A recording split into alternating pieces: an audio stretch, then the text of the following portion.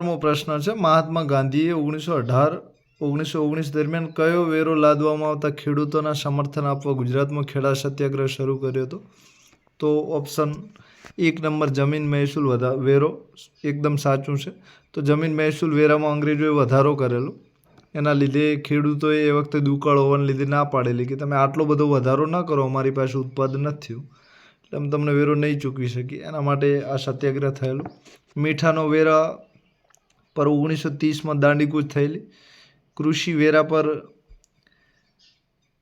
આંદોલન ચાંપાનેરમાં થયેલું, પણ એ ગળી ઉપર થયેલું, બરાબર. કૃષિ વેરાની પણ એ હતી જમીનને લગતી બાબત, પણ ગળીની બાબતમાં. અને આવક વેરા પર આંદોલન હજુ સુધી ધ્યાનમાં નથી આવ્યું, બરાબર.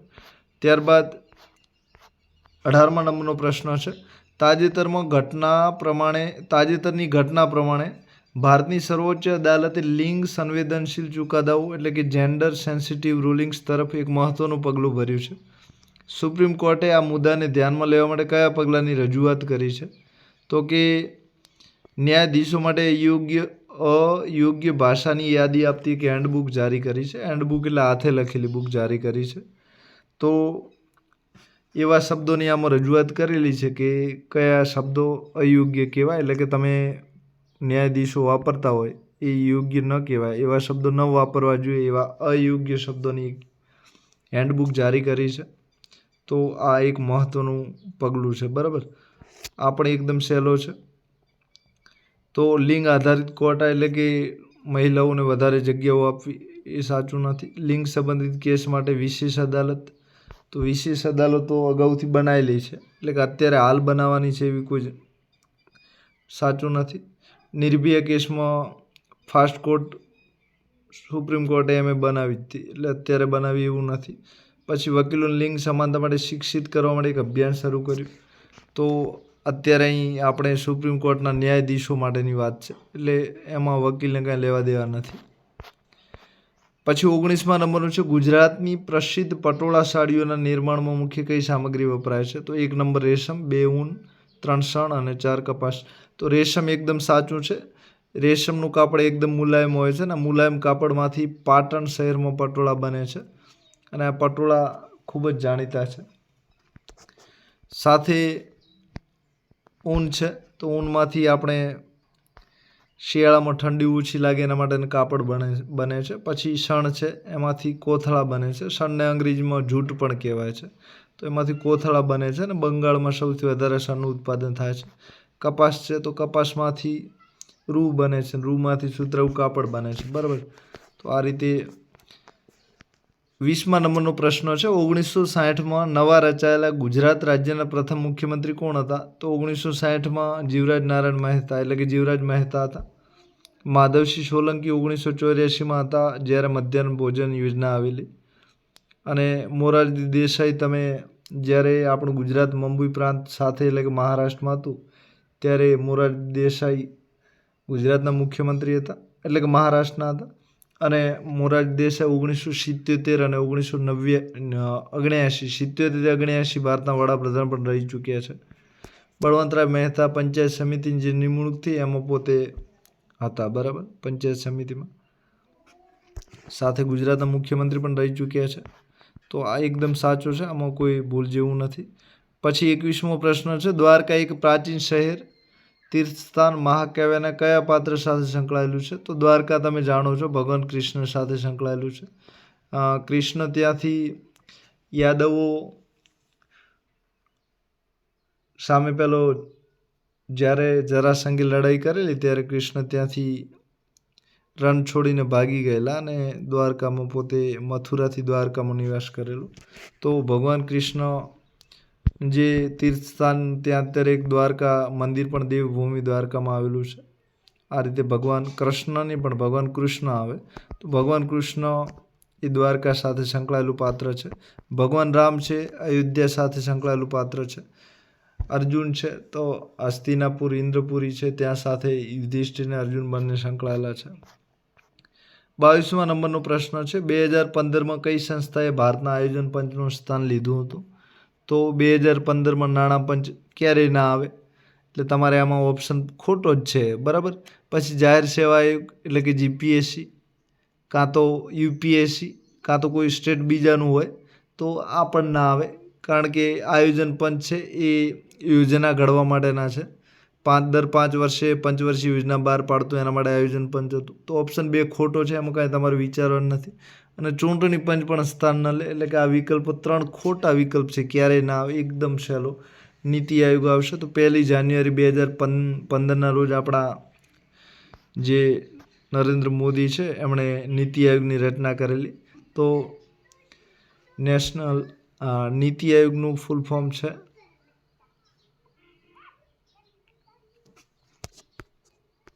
National institution of transform India, એટલે કે ભારત પરિવર્તન સંસ્થા. તો 1 જાન્યુઆરી 2015માં નીતિ આયોગની રચના થયેલી, અને આ નીતિ આયોગના અધ્યક્ષ તરીકે આપણા વડાપ્રધાન હોય છે, એટલે કે અત્યારે એના અધ્યક્ષ નરેન્દ્ર મોદી છે, અને એના સીઈઓ અલગ અલગ હોય છે, બરાબર. તો સીઈઓ એમના અલગ હોય છે. તો નીતિ આયોગની રચના 2015 1 જાન્યુઆરીના રોજ થયેલી.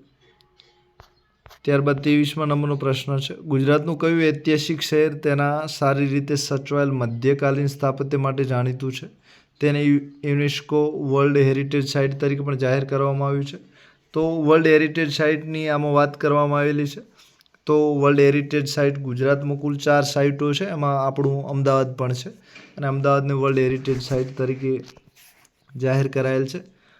એમાં એક રાણકી વાવ છે, તો રાણકી વાવને 2004માં વર્લ્ડ હેરિટેજ સાઇટ તરીકે જાહેર કરાયેલ. પછી એક ચાંપાનેરની સાઇટ છે, તો ચાંપાનેરને પણ વર્લ્ડ હેરિટેજ સાઇટ તરીકે જાહેર કરેલી છે. પછી અમદાવાદ છે, તો અમદાવાદને 2017માં જાહેર કરેલું છે, અને 2021માં હમણાં વર્લ્ડ હેરિટેજ સાઇટ તરીકે ધોળાવીરાને જાહેર કરાયું છે. તો શહેર એક જ છે, અમદાવાદ, બરાબર. તો સંપૂર્ણ સાચું છે. સુરત જરીના ઉત્પાદન માટે જાણીતું છે. રાજકોટ મશીનરીના સાધનો બહુ જાણીતું છે. જામનગર રાસાયણિક ફેક્ટરીઓ માટે ખૂબ જ જાણીતું શહેર છે, જિલ્લો છે. 24મો પ્રશ્ન છે, સપ્ટેમ્બર મહિનામાં ભારતના પ્રમુખપદ હેઠળ યોજાયેલી G20 સંમેલનની થીમ શું હતી? તો વન અર્થ, વન ફેમિલી, વન ભવિષ્ય, વન ફ્યુચર એની થીમ હતી. તો કે એક પૃથ્વી, એક વિશ્વ, એક ભવિષ્ય. એ ખોટું છે. પહેલું, એક પૃથ્વી, એક પરિવાર ને એક ભવિષ્ય, આ બીજા નંબરનું એકદમ સાચું છે. બાકીના 2 જોશો તો એમાં ત્રીજામાં પૃથ્વી ઘટે છે અને ચોથામાં ભવિષ્ય ઘટે છે. તો બીજા નંબરની વન અર્થ, વન ફેમિલી અને વન ફ્યુચર આ થીમ બીજા નંબરની બિલકુલ સાચી છે. તો આમાં કોઈ ભૂલ નથી. NASA ISRO synthetic aperture radar સેટેલાઇટનો પ્રાથમિક હેતુ શું છે? તો આ નિસાર કરીને એક સેટેલાઇટ નાસા અને ઇસરો બંને સાથે મળીને છેક 2015ની આસપાસ બનાવેલો છે, અને આનો મુખ્ય હેતુ પૃથ્વીનું અવલોકન કરવાનો છે. તો પૃથ્વીની અંદર જે ખનિજો છે એના માટે ખૂબ મહત્ત્વનો છે. તો બાકીના ઓપ્શન જે પ્રથમ છે પૃથ્વીનું અવલોકન એ સાચો છે, બરાબર.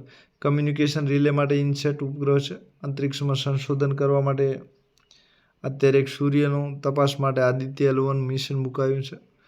પછી મંગળ માટે ભારતે 3 મંગળયાન છોડ્યા છે. તો આ રીતે અંતરિક્ષમાં સંશોધન માટે અલગ અલગ એક વેધશાળા પણ એસ્ટ્રોસેટ ભારતે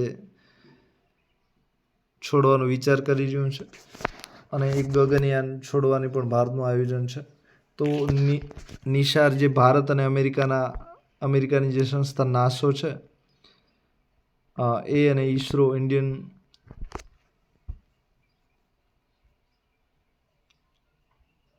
બંને સાથે મળીને આ નિસાર છોડ્યો છે. ત્યારબાદ ગણિત છે. તો ગણિતની ચર્ચા આપણે બહુ વધારે ટાઈમ લેશે, એટલે અત્યારે નથી કરતા. એની ચર્ચા પછી કરીશું. અપેક્ષા શબ્દોનો વિરુદ્ધાર્થી શબ્દ પૂછ્યો છે. તો અપેક્ષાના સમાનાર્થી આકાંક્ષા થાય છે. અપેક્ષાનું બીજું લાગણી છે, એ અલગ પડતો શબ્દ છે. તો એનો વિરોધી નથી, બરાબર. અને ઉપેક્ષા વિરોધી સાચો છે. અપેક્ષા એટલે એક જાતની આકાંક્ષા રાખવી, કંઈક ઈચ્છવું, અને ઉપેક્ષા છે એટલે અવગણના કરવી. તો એનો બિલકુલ અપેક્ષાનો વિરોધી ઉપેક્ષા છે. અને ઉત્તમ એટલે સારામાં સારું, સાથે ઉત્તમનો વિરોધી અનુત્તમ, બરાબર. પછી અપેક્ષાનો ઉપેક્ષા બરાબર છે. તો ત્રીજો જવાબ સાચો છે. 40મો પ્રશ્ન છે, અંતરમાં છુપાયેલા રાગ, દ્વેષ, સત્તાલોભ, સ્વાર્થ, અહંકાર જો ઘડીભર વિચારે પડે તો સત્કર્મનો આરંભ થાય. અહીં વિચારે પાડવું, તો વિચારે પાડવું એટલે ભૂલવું, બરાબર છે. હા, એ સાચું છે. પછી યાદ કરવું તો ક્યારેય ના આવે, વિચાર કરવો અને ચિંતા કરવી, આ ત્રણેય એક જેવા છે. આમાં એક જ અલગ પડે છે ને, ભૂલવું. તમે આ પ્રશ્ન ન વાંચો તો આમાં જે અલગ પડે છે જુઓ તો પણ તમને ખબર પડી જાય છે. એટલે કે રાગ, દ્વેષ, સત્તા, લોભ, સ્વાર્થ, અહંકાર, એને યાદ કરીને તમે સારા કામ ન કરી શકો, એને ભૂલવા જ પડે. તમે આ વાંચો તો પણ તમને ખબર પડી જશે. પછી 41મો રૂઢિપ્રયોગ છે, મોઢે ચડાવવું. તો મોઢે ચડાવવું તમે જોતા હશો, મા બાપ એના સંતાનને મોઢે ચડાવે છે. તો મોઢે ચડાવવા એટલે લાડ લડાવવા, બરાબર. આગ્રહ કરવો ના આવે, વિનંતી કરવી પણ ના આવે, અને અપમાન કરવું પણ ના આવે. તો આમાં સાચો લાડ લડાવો, બરાબર છે. આજીજી કરવી એટલે વિનંતી કરવી આવે, બરાબર. તરણા ઓથે ડુંગર, ડુંગર કોઈ દેખે નહીં. એટલે કે તરણું એટલે કે ઘાસનું એક નાનકડું ટુકડું કીધું છે. તો ઘાસના ટુકડા નીચે ડુંગર, અશક્ય વાત છે. ઘાસના ટુકડા નીચે ડુંગર ના સમાય. ડુંગર કોઈ દેખે નહીં, એના નીચે ડુંગર હોય, તરણા નીચે, અને તોય કોઈને દેખાય નહીં. આવું ડુંગર જેવી વસ્તુ ક્યારે છુપી રહે નહીં. તો વિરુદ્ધાભાસ અલંકાર છે, બરાબર છે. પછી સજીવારોપણમાં વસ્તુ હોય નિર્જીવ અને એમાં સજીવનું રોપણ કરે તો સજીવારોપણ થાય. દાખલા તરીકે રસ્તાઓ હાંફી રહ્યા છે, તો રસ્તાઓ કૂતરાના જેમ કૂતરું હાંફે, પણ આ તો રસ્તાઓ નિર્જીવને કહી દીધું કે રસ્તાઓ હાંફે છે. પછી ઉપમા અને ઉપમાની સરખામણી હોય, તો એમાં જેવું, જેવી, સરખી, સમી, એનાથી સરખામણી કરાય છે. તો ઉપમા અલંકાર પણ આમાં નથી, કારણ કે સરખામણીવાચક કોઈ શબ્દ નથી. વિરોધાભાસ સાચું છે. વ્યાજ સ્તુતિમાં તો નિંદા દ્વારા પ્રશંસા અને પ્રશંસા દ્વારા નિંદામાં કરવામાં આવે છે. તો વ્યાજ સ્તુતિ પણ નથી. તો મહાદેવથી મોટા, શી તમારી બહાદુરી, તમે ઉંદર જોઈને નાઠા. તો આ વ્યાજ સ્તુતિનું ઉદાહરણ છે. પહેલી પ્રશંસા કરી કે તમે તો બહાદુર છો, અને પછી કે ઉંદર જોઈને નાસી ગયા, તો નિંદા કરી. તો વ્યાજ સ્તુતિ પણ ના આવે. તો 42માં વિરોધાભાસ એકદમ સાચું છે. તમને સાંભળવામાં નવું આવ્યું છે, પણ વિરોધાભાસ અલંકાર છે. દયાપાત્ર સમાસ ઓળખાવો. તો દયાપાત્ર એટલે દયા અને પાત્ર, તો વિભક્તિ છે. દયા અને પાત્ર, પ્રથમમાં વિભક્તિ, બીજી, ત્રીજી, ચોથી, પાંચમી, છઠ્ઠી, ષષ્ઠી, સપ્તમી, એમ 7 વિભક્તિઓ હોય છે. અને એ 7 વિભક્તિઓમાંથી કોઈ પણ પ્રત્યય હોય તો એ તત્પુરુષ હોય છે. દ્વિગુમાં તમે જાણો છો, આગળ સંખ્યાવાચક હોય અને પાછળ વિશેષણ હોય. તો પંચરાત્રિ છે, નવરાત્રિ છે, નવરાત્રિનો સમૂહ, તો આ બધા દ્વિગુમાં આવે છે. અને દ્વંદ્વમાં તમે જાણો છો, દાળ ભાત, દાળ કે ભાત, બરાબર. રામ સીતા, રામ અને સીતા. તો આ રીતે એ દ્વંદ્વ સમાસ આવે છે. પછી બહુવ્રીહિમાં બહુ એટલે ઘણા, અને વ્રીહિ એટલે ડાંગરના જે દાણા આવે છે, જે એના વિશે વાત કરેલી છે. તો બહુવ્રીહિ પણ નથી આમાં. બહુવ્રીહિમાં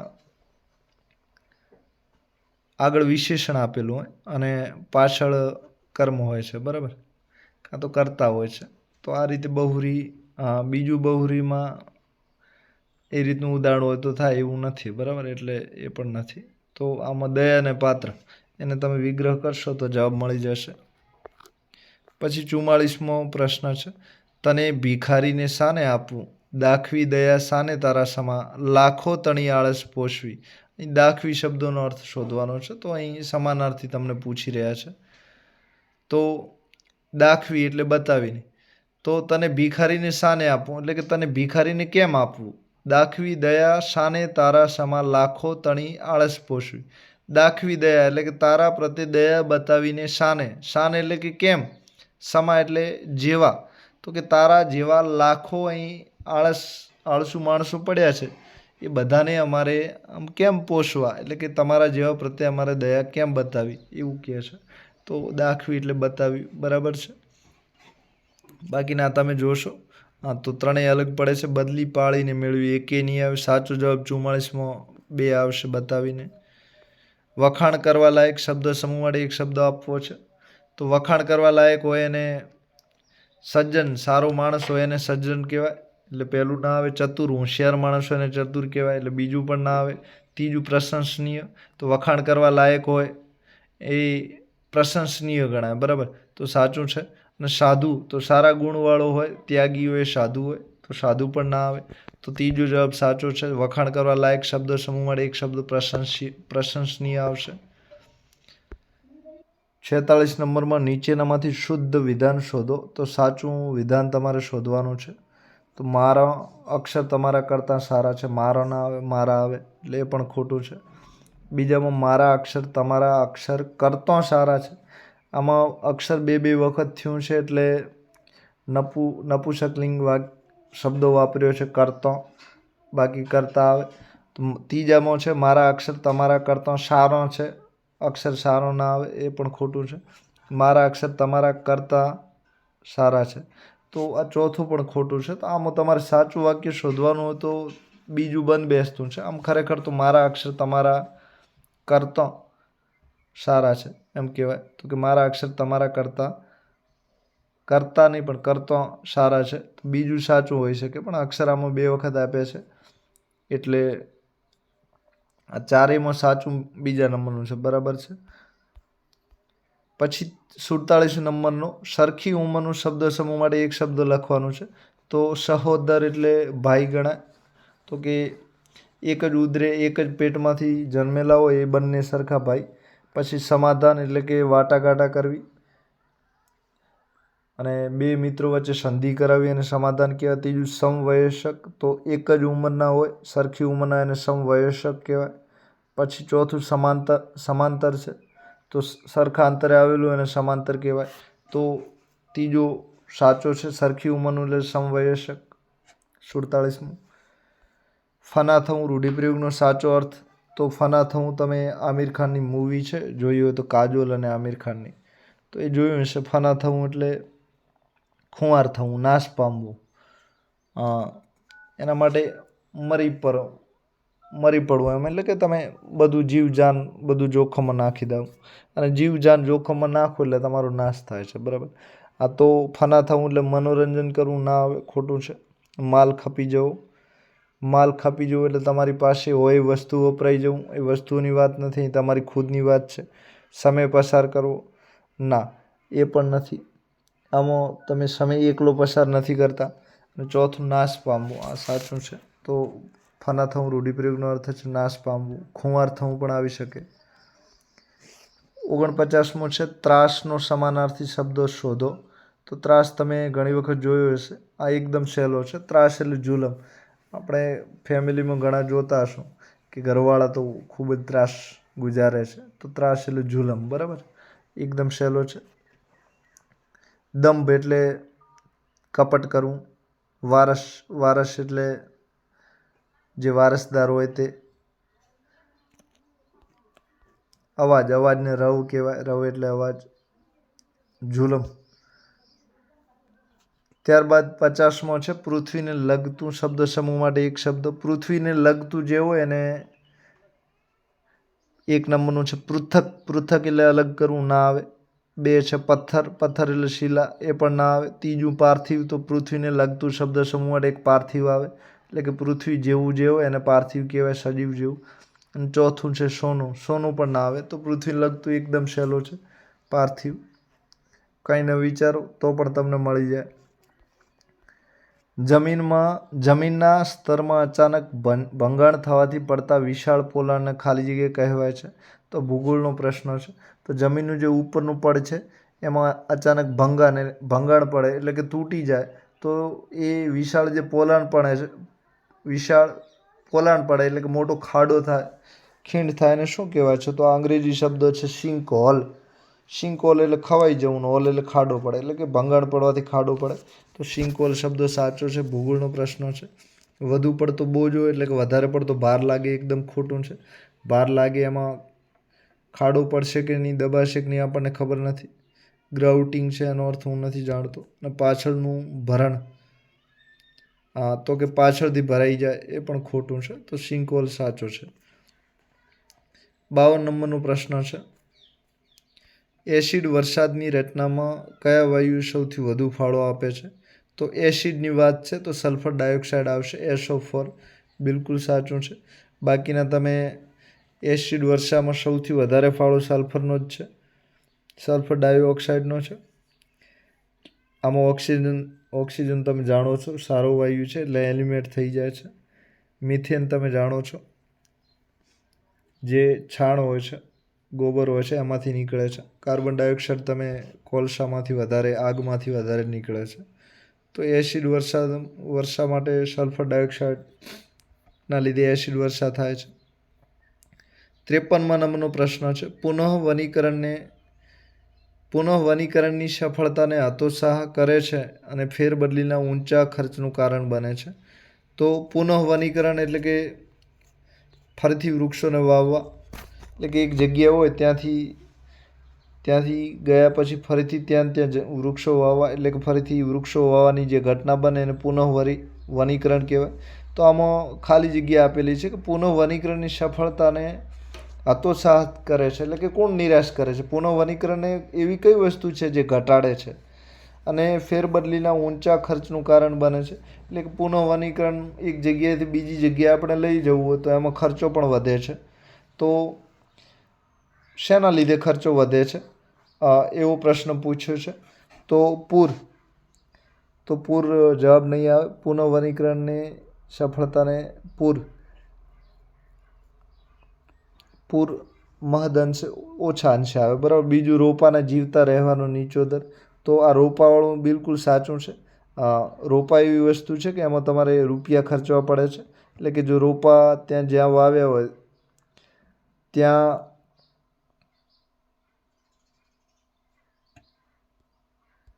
એટલે કે રોપા તમે વાવ્યા હોય અને એ લાંબુ ટકે નહીં, સારું વૃક્ષ ના થાય, તો એ પુનઃવનીકરણને ઘટાડે છે, એટલે કે હતોત્સાહ કરે છે, બરાબર છે. અને ફેરબદલીના ઊંચા ખર્ચનું, તો રોપા એક વખત વાવી દીધા હોય અને ત્યાં કાંઈ ઉગે નહીં તો ફરીથી એ રોપાની જગ્યાએ બીજા રોપા ત્યાં વાવવા પડે છે ને એ અલગથી ખર્ચ કરવો પડે છે. તો રોપાને જીવતા રહેવાનો નીચો દર, એટલે કે રોપા ઓછું રોપાની જીવવાની ટકાવારી ઓછી હોય, એ જવાબ બિલકુલ સાચો છે. પછી ઓછી તીવ્રતાનો વરસાદ. તો ઓછી તીવ્રતાનો વરસાદ કોઈ નુકસાન કરતો નથી. ભારે વરસાદ હોય તો નુકસાન કરે છે. ઉચ્ચ અંકુરણ દર. ઉચ્ચ અંકુરણ દર એટલે કે સારું અંકુરણ થાય, સરસ મજાના વૃક્ષો થવાની શક્યતા હોય એ પણ એને નુકસાન નથી કરતું. તો બાકીના બધા વિધાન હકારાત્મક છે. અને એક બીજા નંબરનું છે એ વધારે નુકસાન કરે છે, ખર્ચનું પણ કારણ બને છે. અને પૂર છે એ પૂર દરિયા કિનારે ઘણા આવે છે અને ઘણી વખત શહેર બીજામાં ઘૂસી જાય તો નુકસાન કરે છે. પણ આમાં ખર્ચ બાબતે આપણે પૂરના લીધે નક્કી નથી હોતા કેટલું ખર્ચ કરાવશે. આમ પૂર આવી શકે છે. પણ સાચો જવાબ એકદમ અનુકૂળ જવાબ હોય તો રોપાના જીવનના રહેવાનો નીચો દર છે, મહદઅંશે સાચો છે ઘણો બધો. 54 નંબરમાં છે. ગુજરાતમાં જળ પ્રદેશો અને વન્યજીવોના સંરક્ષણ માટે કેટલા સંરક્ષિત વિસ્તારો અસ્તિત્વમાં છે? તો 9, બરાબર. ગુજરાતમાં જળ પ્રદેશો અને વન્યજીવોના સંરક્ષણ માટે તો સંરક્ષિત એટલે કે અભયારણ્ય પણ બનાવેલા હોય, રાષ્ટ્રીય ઉદ્યાન પણ હોય અને આર્દ્રભૂમિ હોય, પછી બાયોડાયવર્સિટીનું સ્થળ પણ હોય, એટલે કે બાયોસ્ફિયર હોય. તો બધા જ આમાં આવે છે. તો કુલ આવા જળ પ્રદેશો અને વન્યજીવોના સંરક્ષણ માટે સંરક્ષિત હોય એવા પ્રાણી અને જળ માટે હોય એવા 9 જગ્યાઓ છે, બરાબર. તો એક તો પોરબંદરમાં મરીન પાર્ક છે, પછી બીજા પણ દરિયાઈ જીવોને લગતા ઘણા બધા હશે. તો બધા આમાં આવશે. કુલ ગુજરાતમાં 9 જેવા થાય છે, બરાબર. તો સાચો જવાબ છે. ગુજરાતમાં આવેલું એકમાત્ર સંરક્ષણ અભયારણ્ય છે સંરક્ષણ અભયારણ્ય ખાલી જગ્યા છે જ્યાં વેટલેન્ડ વિવિધ પ્રકારના જળ પક્ષીઓ માટે જાણીતું છે. વેટલેન્ડ એટલે આર્દ્રભૂમિ, બરાબર. જે 6 મીટર કરતાં ઓછું પાણી હોય એને વેટલેન્ડ કહેવાય છે. અને જળ પક્ષીઓ માટે આ ખૂબ જ ઉપયોગી છે. તો આમાં ઘણી બધી જગ્યાઓ આપેલી છે, પણ એ જળ પક્ષીઓ માટે ઉપયોગી છે, આર્દ્રભૂમિ છે અને જળ સંરક્ષણનું કામ પણ કરે છે. તો આ 3 હેતુ માટે સાચો જવાબ છારી ઢંઢ સંરક્ષણ અભયારણ્ય છે. છારી ઢંઢ જે છે એને ગેમ રિઝર્વ પણ કહેવાય છે. તો ત્યાં રમવાના સ્થળ તરીકે પણ ઘણા પસંદ કરે છે. તો કચ્છનું જે રણ અભયારણ્ય છે એ પક્ષીઓ માટે નથી, પણ કચ્છનું જે રણ અભયારણ્ય છે પક્ષીઓ કરતાં ઘુડખર છે એના માટે વધારે જાણીતું છે. ગીર પક્ષી અભયારણ્ય છે. તો ગીરમાં તમે સિંહોનું જુઓ છો. પક્ષી અભયારણ્ય છે પણ ત્યાં ગીરમાં પાણી નથી, ત્યાં વૃક્ષોના લીધે આવે છે. પછી છારી ઢંઢ સંરક્ષણ અભયારણ્ય છે. તો આ છારી ઢંઢ કચ્છમાં જ આવેલું છે. અને નળ સરોવર અભયારણ્ય છે. તો નળ સરોવર અમદાવાદમાં આવેલું છે અને નારાયણ સરોવર છે એ કચ્છમાં છે. તો નળ સરોવર પક્ષીઓ માટે જાણીતું છે, પણ એ વેટલેન્ડ ભૂમિ કદાચ જાહેર નહીં કરાઈ હોય, તો એના લીધે એવું બની શકે છે કે ગુજરાતમાં આવેલું એકમાત્ર સંરક્ષણ અભયારણ્ય સાથે સાથે વેટલેન્ડ ના હોય, એના લીધે નળ સરોવર ના આવે. નળ સરોવર તમે ગૂગલ કરી શકો છો, કદાચ વેટલેન્ડ હોઈ શકે છે. સર્ચ કરજો અને મને જવાબ મળે છે તો હું તમને કોમેન્ટ કરું છું. 56મા નંબરનો છે પર્યાવરણીય પ્રદૂષણના કેટલા પ્રકારો છે. તો પર્યાવરણીય પ્રદૂષણના એક વાયુ પ્રદૂષણ છે, બીજું ધ્વનિ પ્રદૂષણ છે, ત્રીજું જળ પ્રદૂષણ છે. તો આ 3 છે, વાયુ, જળ, ધ્વનિ. બીજા પણ ઘણા બધા છે, રેડિયો એક્ટિવ છે, પ્લાસ્ટિકને લગતું પ્રદૂષણ છે, પણ એ પર્યાવરણીય નહીં આવે, બરાબર. તો પર્યાવરણને લગતા પૂછ્યા છે તો 3 છે, બરાબર. ત્યારબાદ 57મો છે, આ તમે સર્ચ કરી શકો છો ગૂગલ. શંકાસ્પદ કદાચ હોઈ શકે છે, નવો કોઈ પ્રદૂષણનો સ્ત્રોત તમે શોધો તો. મુખ્ય તો 3 જ આવે છે, બરાબર. એક અવાજનું પ્રદૂષણ છે, પણ એ વીજળીના જ્વાળામુખી ફાટે, ભૂકંપના લીધે અવાજ થઈ શકે છે, પણ એ પ્રદૂષણની ઘટના કદાચ નહીં ગણતા હોય, પણ ગણવું જોઈએ. કદાચ ધ્વનિ પ્રદૂષણ કુદરતી હોઈ શકે છે, અમુક માણસો કરતાં અમુક જાતનું હોઈ શકે છે, પણ આમને કદાચ વીજળીને નહીં લાગતું હોય. તમે મૂકી શકો છો ક્યાંય તમને જવાબ મળે તો 56 નંબરનો. 57 નંબરનો નીચેનામાંથી કયો વન આધારિત ઉદ્યોગ છે. તો વન એટલે વૃક્ષોમાંથી. તો ખનિજ છે, તો ખનિજોમાંથી જ ચાલે છે, એટલે કે પેટ્રોલિયમમાંથી ડીઝલ, પેટ્રોલ આ બધું બને છે. ડેરી ઉત્પાદન પ્રાણીઓથી, એટલે કે ભેંસ અને ગાયના લીધે ચાલે છે. ભેંસ, ગાય, ઘેટું, બકરી. પછી ચામડું પ્રાણીઓના આધારે ચાલે છે, એટલે કે પ્રાણીઓનું ચામડું મળે એમાંથી. પછી પલ્પ અને કાગળ ઉદ્યોગ. તો આ કાગળ ઉદ્યોગ છે, વન આધારિત ઉદ્યોગ છે, આ સાચું છે. 58 નંબરનો પ્રશ્ન છે, વૃક્ષો પર્યાવરણના સંરક્ષણ માટે નીચેનામાંથી કઈ રીતે મદદ કરે છે. તો વૃક્ષો પર્યાવરણને કઈ રીતે બચાવે છે. તો વનનાશ દ્વારા. તો વૃક્ષો ક્યારેય વનનો નાશ નથી કરતા, વૃક્ષો વનને વધારે છે આગળ. પછી CO2 પૂરો પાડીને. તો વૃક્ષો CO2 પૂરો નથી પાડતા, પણ વૃક્ષો CO2ને સિંક કરે છે, એટલે કે પોતાનામાં સમાવે છે, એટલે કે આ પણ ખોટું છે, એટલે કે સંગ્રહી રાખે છે CO2ને. પછી જમીન ધોવાણ ઘટાડીને. તો વૃક્ષો જમીનનું ધોવાણ ઘટાડે છે, આ વસ્તુ સાચી છે, એટલે કે જ્યાં તમે વૃક્ષો વાવો છો ત્યાં પાણી ઓછું જાય છે. કાર્બન મોનોક્સાઇડ આપીને, આ પણ ખોટું છે. તો વૃક્ષો પર્યાવરણને બચાવવા માટે કઈ રીતે મદદરૂપ થાય છે. તો પર્યાવરણને એક જમીનનું ધોવાણ ઘટાડે છે, જેના લીધે સારા પાક ઉગે છે અને જમીન ખેતીમાં હરિયાળી થાય છે, અને એના લીધે તમે સમજી શકો છો કે પર્યાવરણનું સંરક્ષણ થઈ શકે છે. તો 58મો સાચો છે, બરાબર, કોઈ ભૂલ નથી. 59મું ખાલી જગ્યા મંત્રાલય એશિયાટિક સિંહ સંરક્ષણ પ્રોજેક્ટ શરૂ કર્યો છે. તો પર્યાવરણને બચાવવાની વાત આવે, પક્ષીઓને બચાવવાની વાત આવે, વૃક્ષોને બચાવવાની વાત આવે, વન્યજીવોને બચાવવાની વાત આવે, ત્યાં બધે પર્યાવરણ, વન અને આબોહવા પરિવર્તન મંત્રાલય આવશે. તો બિલકુલ સાચું છે. MET દ્વારા, મકોક દ્વારા, બરાબર, મકોક. પછી કૃષિ મંત્રાલય પાક ફસલ વીમા યોજનાના ઘણું બધું ચલાવે છે. આરોગ્ય મંત્રાલય એટલે આયુષ્યમાન ભારતને આ બધી યોજનાઓ ચલાવે છે. પછી ઇન્દ્રધનુષ યોજના પણ છે. શિક્ષણ મંત્રાલયની ઘણી બધી યોજનાઓ છે.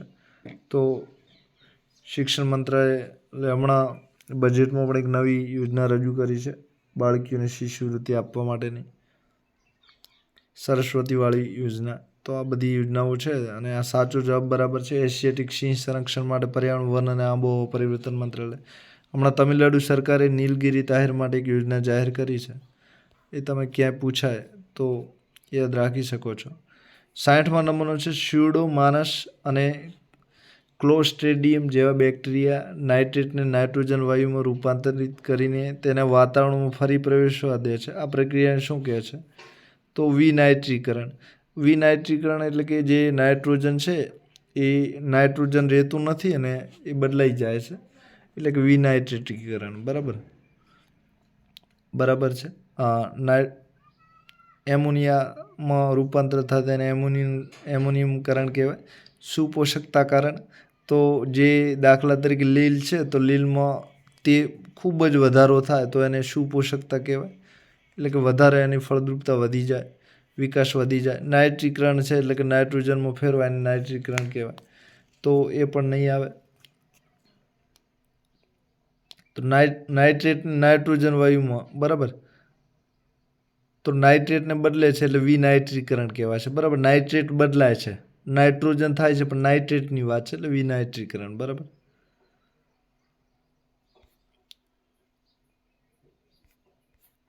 નાઇટ્રેટ નથી રહેતું, બરાબર, નાઇટ્રોજન થઈ જાય છે એટલે વિનાઇટ્રીકરણ. હવે 61મો નંબરનો છે જંગલો માનવ જીવન માટે મહત્વપૂર્ણ છે કારણ કે તેઓ કાર્બનનો સંગ્રહ કરે છે અને બીજું ખાલી જગ્યા તરીકે પણ કાર્ય કરે છે. તો આ જે જંગલો છે એ કાર્બન સિંક એટલે CO2ને પોતાનામાં સમાવી લે છે અને સંગ્રહે છે. સિંક એક દાખલા તરીકે કોઈ મોટો ખાડો હોય અને તમે એમાં એ ખાડામાં પેટ્રોલ ડીઝલ સંગ્રહી શકો, એટલે કૂવો હોય, બરાબર, પેટ્રોલ ડીઝલનું. અને આ પેટ્રોલ પંપ હોય છે, નીચે કૂવો હોય છે, તો તમે પેટ્રોલ ડીઝલ જે સંગ્રહો છો ને એના માટે જે ખાડ હોય, જે કૂવો હોય એને સિંક કહેવાય છે. બરાબર, સિંક એટલે સંગ્રહ કરતા. તો આ જે જંગલો છે એ ઘણા બધા કાર્બન ડાયોક્સાઇડને પોતાનામાં સમાવે છે. તો જંગલો કાર્બનનો સંગ્રહનું કાર્ય કરે છે. તો આ કાર્બનનો સંગ્રહ છે અને એ સંગ્રહને અંગ્રેજીમાં સિંક, આટલો જ ફરક છે. બરાબર, કોઈ ફરક નથી, એનું એ જ આપી દીધું છે. તો જંગલો માનવ જીવન માટે મહત્વપૂર્ણ કઈ રીતે કાર્ય કરે છે? તો કાર્બન સંગ્રહીને. બરાબર. માટી સંરક્ષણ સિંક, તો માટીને સાચવે છે, પણ માટીને સાચવે છે એ પણ સાચું છે.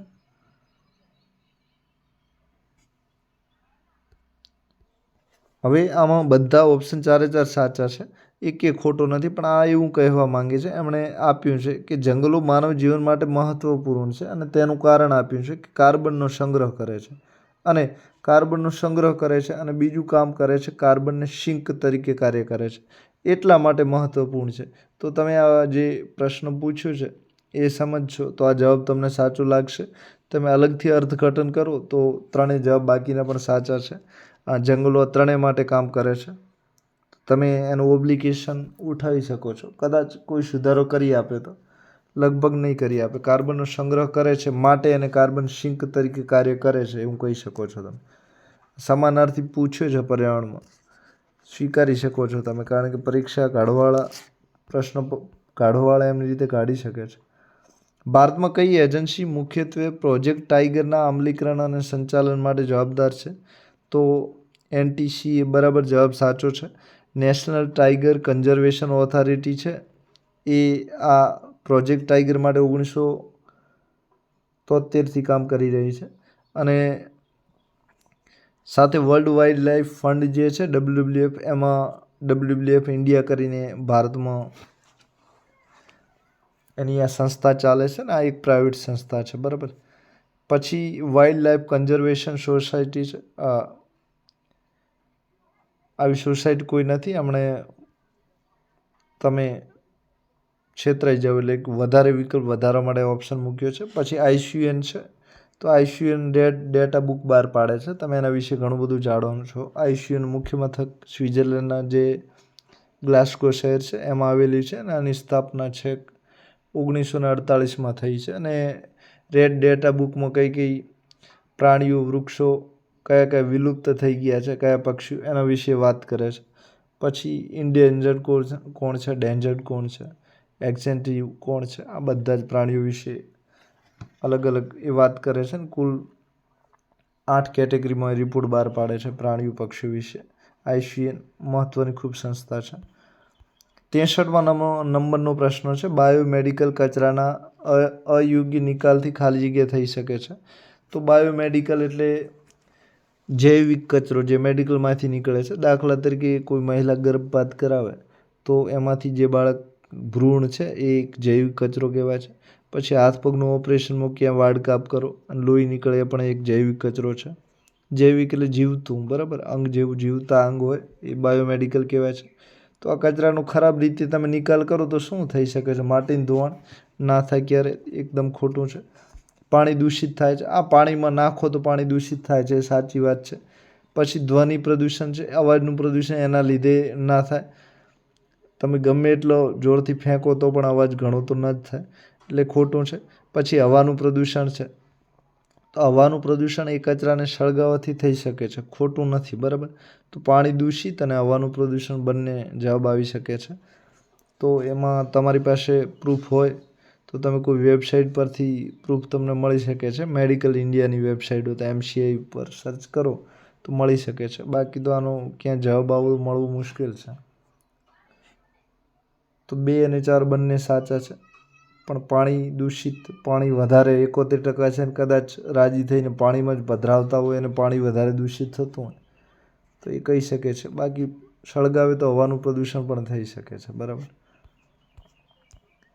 64માં નંબરનો છે, વાતાવરણીય નાઇટ્રોજનને વનસ્પતિ દ્વારા ઉપયોગમાં લઈ શકાય એવા સ્વરૂપમાં રૂપાંતરિત કરવા માટે જવાબદાર પ્રાથમિક જૈવિક પ્રક્રિયા કઈ છે?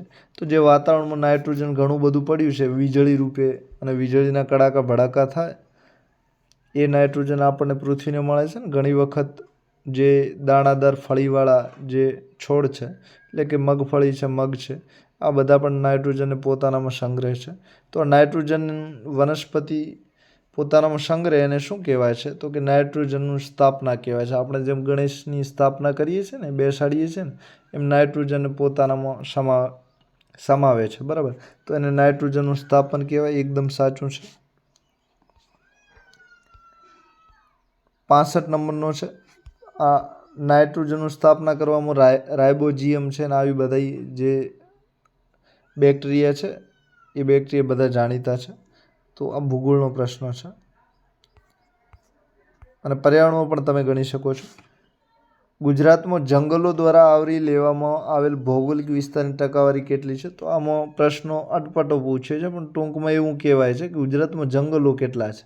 તો ગુજરાતમાં જંગલો 11% છે, બરાબર. આ એકદમ સાચું છે. તો 11.04% ગુજરાતમાં જંગલો છે. આ નવી જે 2019નો રાષ્ટ્રીય વન રિપોર્ટ આવ્યો છે એમાં 11% જંગલો છે અને ભારતમાં 24% થયા છે. તો ટકાવારીમાં થોડો વધારો થયો છે. તો તમે 10% જૂના ભણતા તે નથી.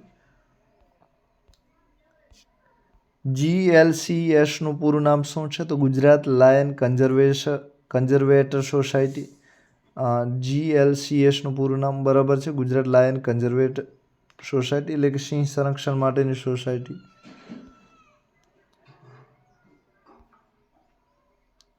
બાકી બંધ બેસતા વિકલ્પો બધા કર્યા છે. અત્યારે આ એક વપરાશમાં નથી, બરાબર, ક્યાંય સાંભળવામાં નથી આવ્યા. વિદ્યુત ઉત્પાદન કરવા માટે સ્વચ્છ ઉર્જા માટેના ઉપાયો કયા છે? તો કે વિદ્યુત ઉત્પાદન કરવું હોય તો એ વીજળી ઉત્પાદન માટે એકદમ પ્રદૂષણ ન કરે એવા ઉપાયો કયા છે? તો પવન અને સૌર ઉર્જા બંને સાચું છે. પાણી અને મશીનો, જળ વિદ્યુત આવી શકે છે પણ એમાં એકલું જળ ના આવે, એમાં એના ભરતી અને ઓટથી એનું જળ વિદ્યુત ઉત્પાદન કરવું પડે છે. એના માટે હાઇડ્રોલિંક અને એવું બધું મૂકવું પડે છે, એટલે પાણી અને મશીનો નહીં આવે. અશ્મિભૂત ઇંધણ એટલે કે આ કોલસોના બધા છે એ પણ નહીં આવે. હાઇડ્રોજન આવી શકે છે. હાઇડ્રોજન આવી શકે છે, તમે એનું ઓબ્લિકેશન ઉઠાવી શકો છો, પણ એમાં અશ્મિભૂત ઈંધણ આપેલું છે એ ખોટું છે, બરાબર. એટલે અડધો વિકલ્પ ખોટો થઈ જાય છે. કોલસો ને તેલ તો ના આવે, એ પ્રદૂષિત છે જ. અત્યારે ભારત સૌથી વધારે વીજળી કોલસાથી પકવે છે, એટલે કે 60% જેવી. એને થર્મલ એનર્જી પણ કહે છે. તો પવન અને સૌર આ વિકલ્પ ચોથો છે એ 100% સાચો છે, અને બીજો જે વિકલ્પ છે 50% સાચો છે. 68 નંબરનો છે સ્થિર વિદ્યુત અવક્ષેપક ઇલેક્ટ્રોસ્ટેટિક પ્રેસિપિટેટર. એમાં ખાલી જગ્યામાં હાજર કણોને દૂર કરવા માટે વપરાતી રીત છે. તો સ્થિર વિદ્યુત અવક્ષેપક તરીકે, એટલે કે વિદ્યુતને સ્થિર કરે છે. સ્થિર એટલે કે એક જગ્યાએ રોકે છે, અને અવક્ષેપક છે એટલે કે એક એને અટકાવવા માટેનું સ્તર ઊભું કરે છે. એ ખાલી જગ્યામાં હાજર કણોને દૂર કરવા માટે, એટલે કે હવામાં જે હાજર કણો એને દૂર કરવા માટે વપરાતી રીત છે. તો આ પર્યાવરણનો પ્રશ્ન છે. 69 નંબરનો પ્રશ્ન છે પ્રદૂષણને રોકવા માટે ઝેરી ક્રોમિયમ આધારિત ક્લીનર્સને બદલે ખાલી જગ્યાનો તમારે ઉપયોગ કરવો જોઈએ. તો પ્રદૂષણને રોકવા માટે ક્રોમિયમ ધાતુ વપરાય છે, તો એની જગ્યાએ તમે એને પ્રદૂષણ દૂર કરવા માટે ક્લીનર્સ એટલે પોતા જે વાપરો છો એ કયા પોતા તમારે વાપરવા જોઈએ? તો જૈવ વિઘટનીય ડિટર્જન્ટ, ડિગ્રેડેબલ ડિટર્જન્ટ એટલે જે પાવડર આવે છે સફાઈ માટેના એ. અને તમારે આ જૈવ વિઘટનીય એટલે એવો ડિટર્જન્ટ વાપરવો જોઈએ જે એનું વિઘટન ઝડપથી થઈ જાય. દાખલા તરીકે પ્લાસ્ટિક છે તો એ પ્લાસ્ટિકનું વિઘટન વર્ષો સુધી નથી થતું, અને એવું તમે ડિટર્જન્ટ વાપરો તો એનું જૈવ વિઘટન એટલે ધરતીમાં ઝડપથી મળી જાય છે, બરાબર. અને એને બેક્ટેરિયા હોય છે ખાઈ શકે છે, એવું વાપરવું જોઈએ. તો બરાબર સાચું છે.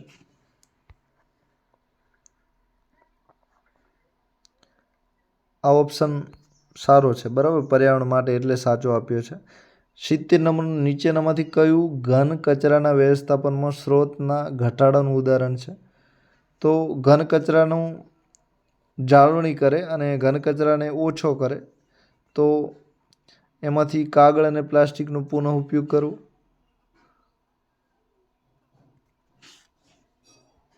નંબર 70 નંબરનું સ્ત્રોત કહે છે, એટલે કે જ્યાંથી કચરો નીકળે છે ત્યાંથી જ ઘટાડી દેવો. તો કાગળ ને પ્લાસ્ટિક તો વૃક્ષમાંથી નીકળે છે, પછી કચરો બને છે, બરાબર. નવું જમીન પુરાણ બનાવવું, તો જમીનને ફરીથી પુરાણ કરવી. તો એમાં કચરો હોય તો પુરાણ થઈ શકે છે.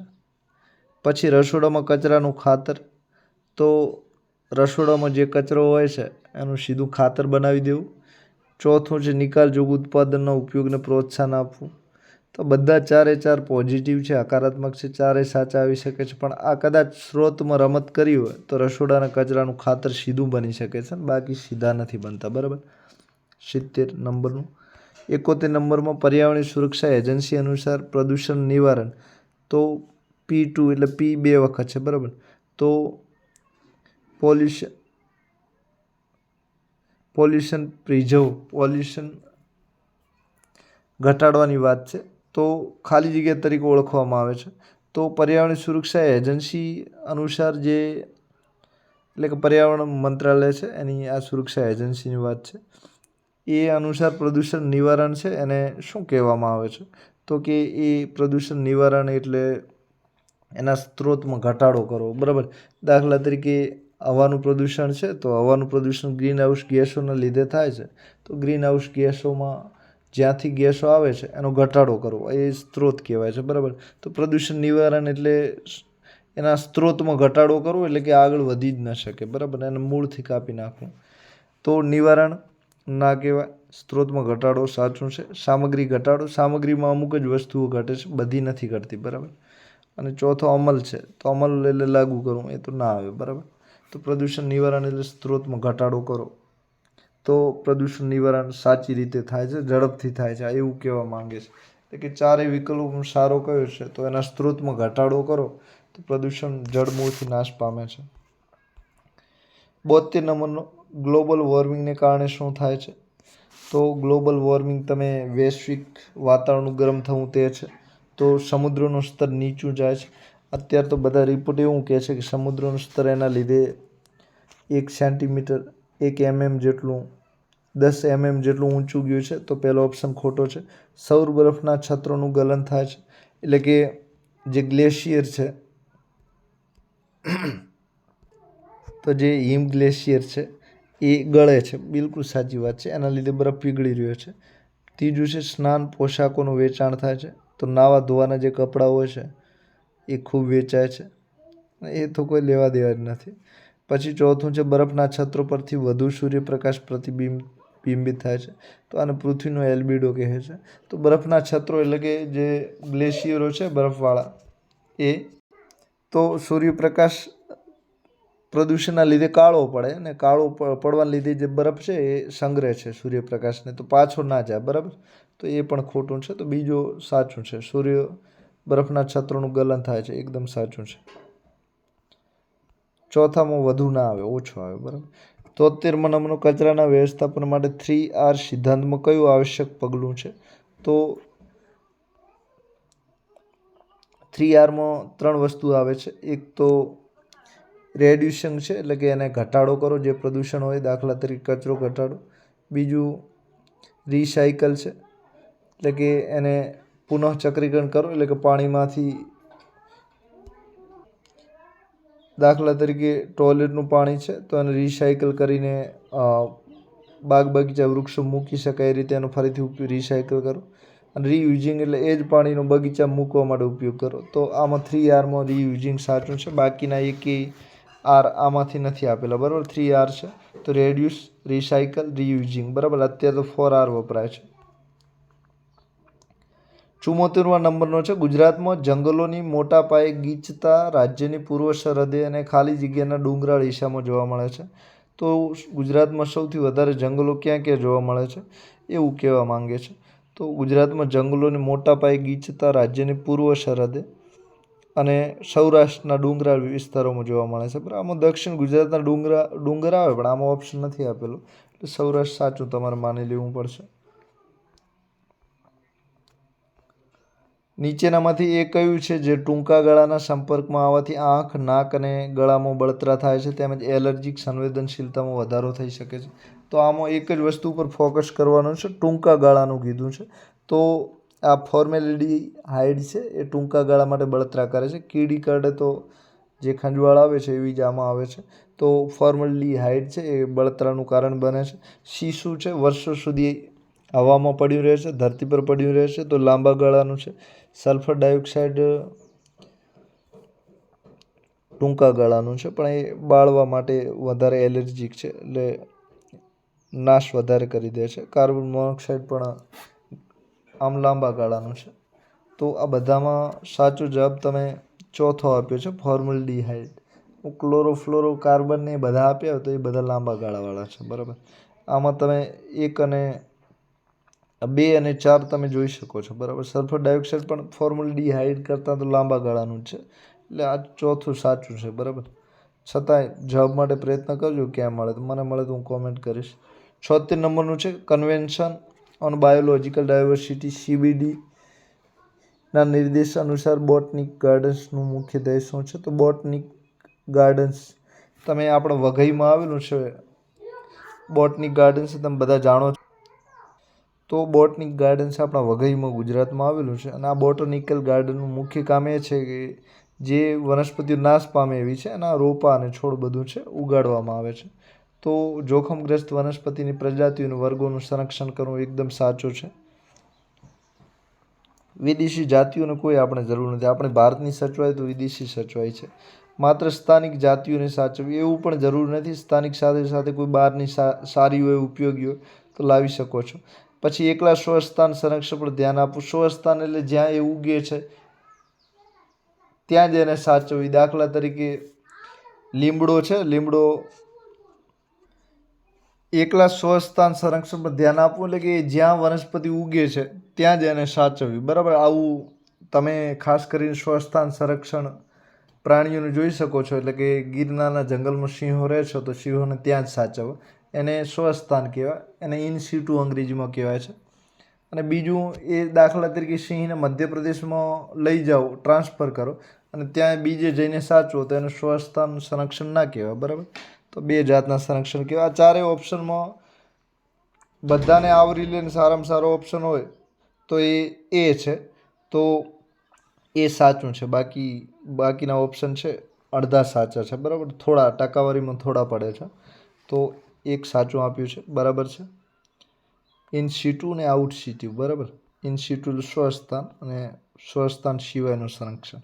77મા નંબરનો પ્રશ્ન છે, કયા રાજ્યનો દરિયો કિનારો મેંગ્રોવ્સ અને કોરલ રીફ માટે યોગ્ય રહેઠાણ પૂરું પાડે છે? તો મેંગ્રોવ અને કોરલ રીફ, મેંગ્રોવના વૃક્ષો વિશે તમે જાણો છો. પશ્ચિમ બંગાળ 1 નંબરે છે, ત્યાં સૌથી વધારે છે. સુંદરવન એના માટે જાણીતું છે. પછી ગુજરાત બીજા નંબરે છે. તો ગુજરાતમાં પણ મેંગ્રોવ ઘણા બધા આવેલા છે. પછી ત્રીજા નંબરે મારા અંદાજ પ્રમાણે ઓડિશા છે. અને મહારાષ્ટ્રમાં પણ અમુક જગ્યા છે ત્યાં મેંગ્રોવના વૃક્ષો આવેલા છે. તો આમાં ગુજરાત, મહારાષ્ટ્ર અને બંગાળ ત્રણેય સાચા છે. ઉત્તર પ્રદેશ આમાં ખોટું છે.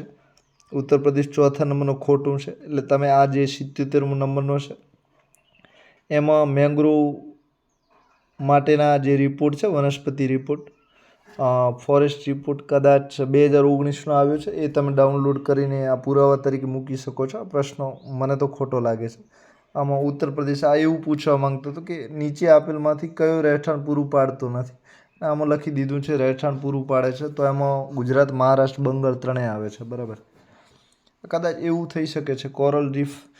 કોરલ રીફમાં કોરલ એટલે ચૂનો અને રીફ એટલે એનો પહાડ જેવું બને છે, બરાબર. રીફ, આ કોરલ રીફ છે એક પ્રવાલ જાતિને સંરક્ષવા માટે આ કોરલ રીફની એક ભીંત દિવાલ છે. એ પ્રજાતિઓને સાચવવા માટે દરિયામાં ખૂબ જ કામ કરે છે. અને દરિયામાં આવા ઘણી બધી પ્રજાતિઓ હોય છે.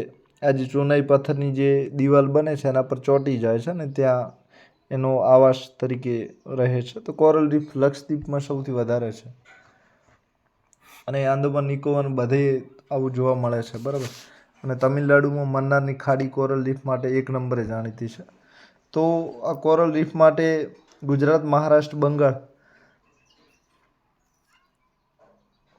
તમે જોઈ શકો છો, બરાબર. ગુજરાતમાં કોરલ રીફ મને ઓછી જોવા મળે છે, પણ આમાં મેંગ્રોવ પૂછ્યું છે એટલે ગુજરાત, મહારાષ્ટ્ર, બંગાળ ત્રણેય સાચું આવશે, બરાબર. ઉત્તર પ્રદેશ ખોટું છે. એમાં કોરલ રીફે નથી ને મેંગ્રોવ નથી, બંનેમાંથી એકે નથી. એટલે ઓપ્શન તમે ઓબ્જેક્શનમાં વાંધા અરજી કરી દેજો. 78મા નંબરનો છે, ખાલી જગ્યાએ અવકાશ, ઉર્જા અને સામગ્રી માટે આપણી કુદરતી નિવસન તંત્રના અતિશય શોષણનું પરિણામ છે. તો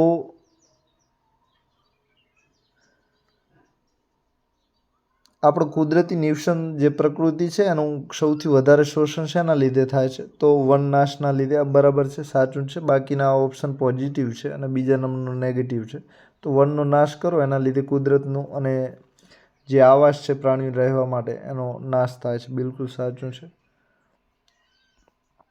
પુનઃસ્થાપન એટલે ફરીથી ત્યાં વૃક્ષો ના હોય તો વૃક્ષો વાવો, પ્રાણીઓ ન હોય તો ત્યાં પ્રાણીઓ લાવવા, એ પુનઃસ્થાપન કહેવાય, બરાબર. 79મા નંબરનું છે, જળ પ્રદૂષણની દ્રષ્ટિએ કઈ પર્યાવરણીય અસર સામાન્ય રીતે ખાણકામ પ્રવૃત્તિ સાથે સંકળાયેલી છે? તો જળ પ્રદૂષણની રીતે, બરાબર. તો એસિડ માઇન ડ્રેનેજ, તો એસિડ ખનન નિકાસ આ એની સાથે સંકળાયેલી છે. તો અવસાદન છે, તો અવસાદન એટલે ઠારણ એને ઠંડુ પાડવું. સુપોષકતાકરણ છે, સુપોષકતા એટલે એમાં ફળદ્રુપતામાં ખૂબ જ વધારો થાય અને સુપોષકતા કહેવાય. આ ખાતર નાઇટ્રોજન, પોટેશિયમ ને આ બધા ખાતર મળે તો એની ફળદ્રુપતામાં વધારો થાય છે. એસિડ માઇન ડ્રેનેજ છે. તો ડ્રેનેજ એટલે માઇન એટલે ખીણ, ડ્રેનેજ એટલે ખોદકામ કરવું, બહાર કાઢવા, બરાબર. તો આમાંથી જે છે એ અને થર્મલ પ્રદૂષણ એટલે કોલસાનું પ્રદૂષણ, બરાબર. ખાણકામ પ્રવૃત્તિ સાથે સંકળાયેલી છે. તો એસિડ માઇન ડ્રેનેજ સાચું છે, બરાબર. એસિડ ખનન નિકાસ. આ થર્મલ પ્રદૂષણ પણ તમે કહી શકો છો, કારણ કે કોલસાની ખાણો ઝારખંડને ત્યાંથી કદાચ મળતી હોય તો એના લીધે પણ જળનું પ્રદૂષણ થઈ શકે છે. હું તો માનું છું થાય. સુપોષકતાકરણ છે એ ના આવે, એ દરિયા સાથે સંકળાયેલું છે. અવસાદન જમીન સાથે સંકળાયેલું છે એટલે અવસાદન પણ ના આવે. તો આ ખાણકામ સાથે ત્રીજું અને ચોથું બંને આવે, તમે મૂકી શકો છો, કદાચ ઓબ્જેક્શન ઉઠાવી શકો છો.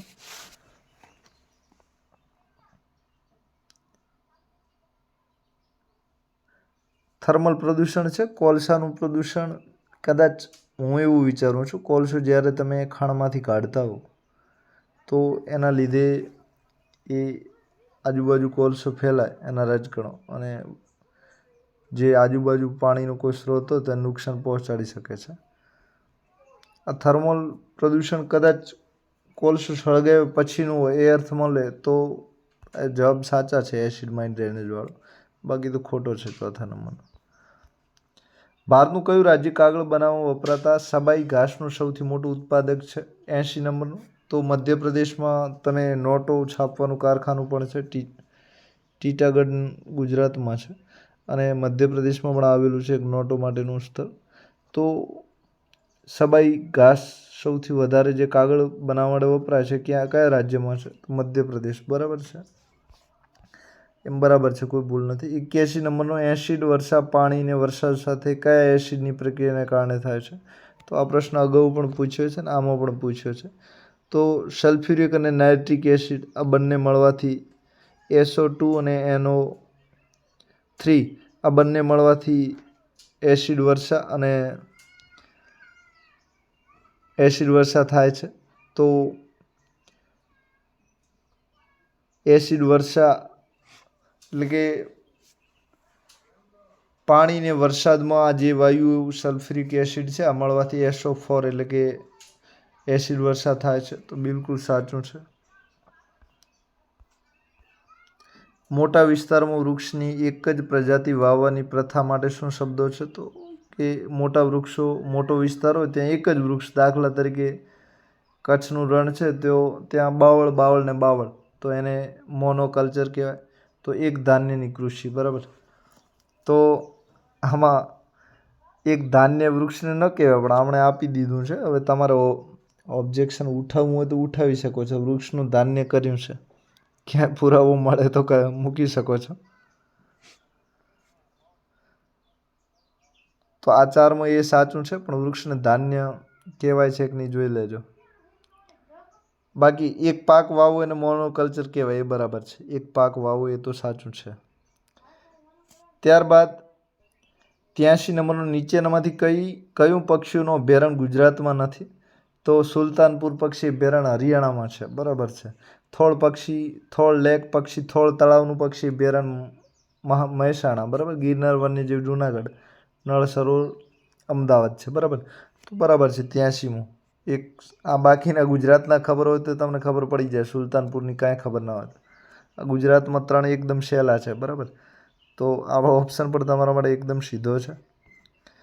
કયું ટકાઉ વિકાસ લક્ષ્ય મુખ્યત્વે સ્વચ્છ પાણી અને બધા માટે સ્વચ્છતા સુનિશ્ચિત કરવા પર ધ્યાન કેન્દ્રિત કરે છે? તો ટકાઉ વિકાસના કુલ 17 લક્ષ્યો છે. એમાં ટકાઉ વિકાસનું લક્ષ્ય સ્વચ્છ પાણી અને બધા માટે સ્વચ્છતા, તો લક્ષ્ય 6 સાચું છે. લક્ષ્ય 7 છે ઉર્જા માટે છે. પછી લક્ષ્ય 13 છે જૈવ વિવિધતા માટે છે. પછી લક્ષ્ય 11 છે એ કદાચ ઉત્પાદન માટે છે. બરાબર, જોઈ લેજો. અત્યારે એકાદ મારાથી ભૂલાઈ ગયું છે. લક્ષ્ય 1 ભૂખમરી માટે છે, 0 હંગર માટે છે. કુલ આવા 17 લક્ષ્યો છે અને પેટા લક્ષ્યો 169 છે.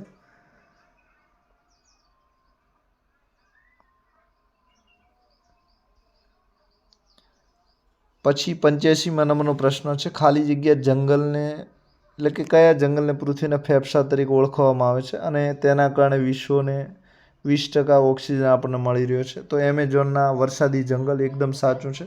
બ્રાઝિલ દેશ છે, એમાં એમેઝોન જંગલ આવેલા છે અને પૃથ્વીના ફેફસા તરીકે પણ ઓળખવામાં આવે છે. બરાબર. તો આપણે જેમ જીવવા માટે ઓક્સિજન આપણે ખેંચીએ છીએ, માનવ હૈયું ફેફસામાં જેમ ઓક્સિજન ભરીએ છીએ, એમ જ આ જે વૃક્ષો એમેઝોનના જંગલોના છે એ કાર્બન ડાયોક્સાઇડની જગ્યાએ ઓક્સિજન બહાર કાઢે છે અને પછી એ ઓક્સિજન આપણે લઈએ છીએ. તો 20% આપણને ત્યાંથી મળે છે. એના માટે એમેઝોનના જે વરસાદી જંગલ છે, બ્રાઝિલ દેશમાં આવેલા છે, એને પૃથ્વીના ફેફસા તરીકે ઓળખવામાં આવે છે. બરાબર, એકદમ સાચું છે. આ તાઇગા જંગલ ખોટું છે, એને તૈગા કહેવાય. બરાબર. ઊંચાઈ પર આવેલા જંગલો. ઉત્તર પૂર્વ ભારતનું વરસાદી જંગલ છે. તો ઉત્તર પૂર્વમાં તમે લુસાઈની ને એ બધી ટેકરીઓ છે હિમાલયવાળી, ત્યાં જોઈ શકો છો આ જંગલો. ટુંડ્રના જંગલ છે એ શંકુ પ્રદેશમાં, જે બરફવાળા પ્રદેશો ત્યાં જોવા વધારે મળે છે. 86 નંબરનો, પ્રકૃતિ અને કદના આધારે જંગલની આગનો પ્રકાર કયો નથી? તો જંગલની આગ. તો જંગલમાં ઘણા બધા વૃક્ષો ભેગા થાય અને જંગલ કહેવાય. આ એકલા વૃક્ષની આગ છે. તો વૃક્ષની જે આગ છે એ જંગલના આગનો પ્રકાર નથી. પછી જમીન પરની આગ હોય એ પણ ભાઈ જંગલની આગ તો ના કહેવાય. ફાયર સ્ટ્રોમ છે. ફાયર સ્ટ્રોમ એટલે આગનો મોજા ક્યાં ફેલાય. પછી સપાટીની આગ છે. સપાટી એટલે જમીનની સપાટી હોય, દરિયાઈ સપાટી, આ બધી આગ છે. તો પ્રકૃતિ અને કદના આધારે જંગલની આગનો પ્રકાર કયો નથી? તો આ ચારેય ઓપ્શન મને તો ખોટા લાગે છે. વૃક્ષની આગ છે અને ટ્રી ફાયર ન કહેવાય પણ ફોરેસ્ટ ફાયર કહેવાય. તો આમાંથી એકેય સાચું નથી. તમે બધા ખોટા લાગે છે મને. તમે આને ઓબ્જેક્શન ઉઠાવી શકો છો. પ્રકૃતિ અને કદના આધારે જંગલની આગનો પ્રકાર કયો નથી? આ ચારમાંથી એકેય નથી. બરાબર. 87 નંબરનો, નીચેનામાંથી કઈ કુદરતી પ્રક્રિયા છે જે આબોહવા પરિવર્તનનો સામનો કરી શકે છે? તો કઈ કુદરતી પ્રક્રિયા છે જે આબોહવા પરિવર્તનનો સામનો કરી શકે છે? તો આમાં એવું કહેવા માંગે છે કે એવી કઈ પ્રક્રિયા છે જે આબોહવા એટલે કે ગ્લોબલ વોર્મિંગ થઈ રહ્યું છે એને એનાથી માનવ જાતને બચાવી શકે છે. તો ઉપાય તરીકે તમારે કહેવાનું છે કે આ સારો ઉપાય કયો છે જે માનવ જાતને બચાવી શકે છે ગ્લોબલ વોર્મિંગથી? તો મહાસાગર દ્વારા કાર્બનનું પ્રચ્છાદન.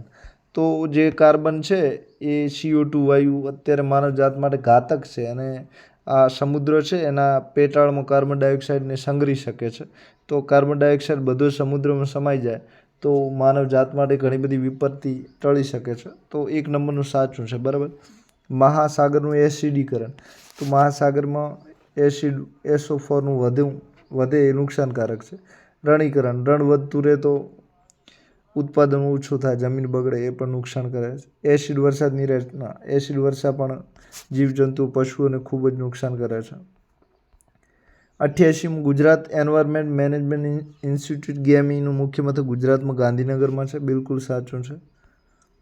89, નીચેનામાંથી કઈ પ્રજાતિ છેલ્લા 500 વર્ષોમાં મનુષ્ય દ્વારા વધુ પડતા શોષણને કારણે લુપ્ત થઈ છે? તો સ્ટ્રેલરની દરિયાઈ ગાય. તો આમાં લુપ્ત થઈ છે. બરાબર. લુપ્ત શબ્દો આપ્યો છે. તો આ લુપ્ત તમે જોઈ શકો છો. વિલુપ્ત શબ્દો આ તમે ઓબ્જેક્શનમાં મૂકી શકો છો. બધી પ્રજાતિઓ અત્યારે લુપ્ત તો થોડા ઘણા અંશે તો માનવ પ્રજાતિના લીધે થઈ જ રહી છે. IUCN તો એવું કહે છે કે અત્યારે 70% પ્રજાતિઓ છે એ નાશ પામી છે. તો લુપ્ત થઈ છે, તમે જોઈ શકો છો. તો લુપ્તની જગ્યાએ એકદમ વિલુપ્ત શબ્દો હોય એટલે આવી શકે છે. બધા ઓપ્શન સાચા. પણ આમાં કદાચ એક બની શકે છે. મનુષ્યને આમાં સ્પેસિફિક ભાર આપ્યો કે મનુષ્ય નડ્યો હોય બધાને અને મનુષ્યને લીધે નાશ પામ્યો હોય તો આ સ્ટેલરની દરિયાઈ ગાય છે. મનુષ્યને લીધે તો હોઈ શકે છે પણ આને સર્ચ કરજો તમે. કદાચ બીજાને તો મનુષ્ય અસર ન પહોંચાડી શક્યો. નીલગિરી તાહરને તો પહોંચાડી છે, મને વિશ્વાસ છે. તમિલનાડુમાં તાહર ખૂબ જાણીતા છે. તમારે ખોટો કરાવવો તો થઈ શકશે. પ્રશ્ન ઓબ્જેક્શન ઉઠાવી શકશો. 90 નંબરનો છે, ગ્રીન હાઉસ વાયુઓ પૃથ્વીમાંથી ખાલી જગ્યા કિરણોત્સર્ગને શોષી લે છે. તો ગ્રીન હાઉસ વાયુમાં તમે જાણો છો બધા, કાર્બન ડાયોક્સાઇડ છે, ઓઝોન છે, પ્રદૂષિત ઓઝોન. બરાબર. સમતાપ આવરણવાળું પ્રદૂષિત ઓઝોનની વાત છે. તો ઇન્ફ્રારેડ કિરણોને શોષી લે છે. તો ઇન્ફ્રારેડ કિરણોને શોષે છે. બાકી આ UV કિરણો છે એ સૂર્યના જે પ્રકાશ છે ત્યાંથી ઓઝોન સ્તર ઘટે તો અલ્ટ્રાવાયોલેટ કિરણો ABC 3 પ્રકારમાં પૃથ્વી પર આવે છે. પછી ગામા કિરણો છે. 91 નંબરનો પ્રશ્ન છે, ખાલી જગ્યાએ ફ્લેમિંગો અને ભારતીય જંગલી ગધેડા માટે તેના મનમોહક ટાપુ માટે પ્રખ્યાત છે. તો જંગલી ગધેડા અને ફ્લેમિંગો આ બંને માટે જાણીતું હોય તો એ કચ્છનું રણ છે. બરાબર. બિલકુલ સાચો જવાબ છે. સાસણગીર રાષ્ટ્રીય ઉદ્યાન જૂનાગઢમાં છે. એ સિંહ માટે જાણીતું છે. પછી કમલેશ્વર ધામ છે, દેવળિયા સફારી પાર્ક છે. અને તમારે ગૂગલ કરવા જેવું ખરું, કારણ કે ક્યાંક આ બંને નામ નવા છે, ક્યાંય પૂછાય તો કામ લાગશે. ચોક્કસ પ્રદેશ સુધી સીમિત અને બીજે ક્યાંય જોવા મળતી નથી તેવી પ્રજાતિઓ ખાલી જગ્યા તરીકે ઓળખાય છે. તો એન્ડેમિઝમ તરીકે એકદમ સાચું છે. તો સ્થાનિક તો એક જ જગ્યાએ જોવા મળતી હોય એ સ્થાનિક છે, એટલે કે ત્યાંની નિવાસીઓ ત્યાં જોવા મળતી હોય. મહામારી છે તો એનો નાશ ઝડપથી થઈ રહ્યો તો મહામારી છે. લુપ્તપ્રાય છે તો અમુક ટકાવારી છે, એટલા ટકા કરતાં વધારે નાશ પામ્યું તો લુપ્તપ્રાયમાં આવે છે. 20% જેટલો ખતરો હોય તો કદાચ 20 થી 50 વચ્ચે છે કાંઈક. અને એન્ડેમિઝમ છે તો અમુક પ્રદેશ પૂરતી મર્યાદિત હોય અને બીજી ક્યાંય જોવા ન મળતી હોય. દાખલા તરીકે ચિત્તો છે તો આફ્રિકામાં જોવા મળે છે ને બીજી ક્યાંય જોવા ન મળે તો એન્ડેમિઝમ આવશે. નીચેનામાંથી કયો હોસ્પિટલનો કચરો છે? તો સ્ક્રેપ, મોબાઈલ, ધાતુઓ અને પેથોજેન્સ. તો આમાં પેથોજેન્સ સાચું છે. આ ઝેરી રસાયણોનો કચરો છે, પેથોજેન્સ. બરાબર. ધાતુ પણ તમે કદાચ હોસ્પિટલનો ગણવો જોઈએ એમને. પ્લાસ્ટિક ધાતુઓ દાખલા તરીકે MRIનું મિશન છે એ ધાતુનું બનેલું હોય અને ઘણો સમય જાય અને એ મિશન છે, શક્ય છે કે પ્રદૂષિત તરીકે કામ જેમ કમ્પ્યુટર કરે છે એમ કરી શકે છે. કચરો બની શકે છે. અત્યારે નથી પણ બની શકે છે. પેથોજેન્સ એકદમ નજીકનો જવાબ છે ને 100% સાચું છે. બાકીના જવાબો ઓછા ટકા છે, એટલે તમે એવું ઓબ્જેક્શન ન ઉઠાવતા, નથી એક પ્રશ્ન સાચું નહીં રહેવા દો. 94માં નંબરનો પ્રશ્ન છે, વસ્તી વૃદ્ધિને લગતા વનનાશમાં ખાલી જગ્યા સૌથી વધુ ફાળો આપે છે? તો વસ્તી વૃદ્ધિને લગતો અને વનનાશ, તો વસ્તી વધારાનું એવું કયું કારણ છે જે કે વનનો નાશ વધારે કરે છે? તો વસ્તી વધારો થાય એના લીધે ખેતીની જમીનનું વિસ્તરણ થાય છે. એક માતા પિતાના જેમ જેમ સંતાનો વધે એમ જમીન ઓછી થતી જાય છે, એટલે એમની લાલચ હોય છે કે હવે વધારે જમીન મળે તો આપણે ઉત્પાદન લઈ શકીએ. તો ખેતીના જમીનનું વિસ્તરણ એટલે ખેતીના જમીનનો વધારો, એટલે કે વધારે જમીન અને પાક વાવેતર થાય એને વિસ્તરણ કહે છે. તો બિલકુલ સાચું છે.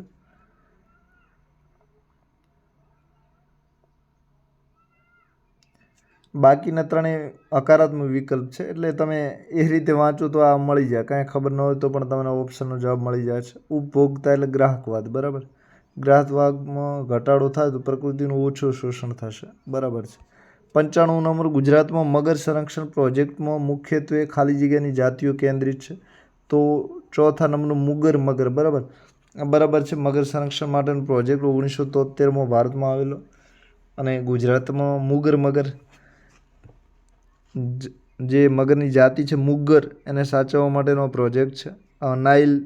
તમે નાઇલ નદી જાણતા હશો, ઇજિપ્તની નદી છે અને આ નાઇલને આપણે ગુજરાતને કાંઈ લેવા દેવા નથી. અમેરિકન મગર છે તો અમેરિકાની મિસિસિપીની એ બધા માટે છે, આપણે કાંઈ લેવા દેવા નથી.